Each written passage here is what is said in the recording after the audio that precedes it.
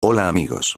Yo soy Horacio, una estreptopelia de Caocto, o como le dicen torcaza o tórtola, también me conocen como paloma turca. Todavía soy un pichón, pero pronto voy a ser una tórtola adulta. Quiero mucho a mi humano, él me ha cuidado desde que solo tenía 2 semanas, por lo cual lo quiero mucho. Tengo una patita lastimada porque un día él se fue mediodía de la casa y cuando me encontró estaba con la patita lastimada y también la ala. Si me quieren ayudar con mi tratamiento para mi patita, por favor denle like y suscríbanse para que me recupere bien y no salga algo mal en el tratamiento de mi patita, ya que se siente muy mal, no la puedo mover mucho y se me dificulta mucho caminar. Por favor te pido que me apoyes con un like y apretando el botón de suscripción. Adiós y que les vaya bien.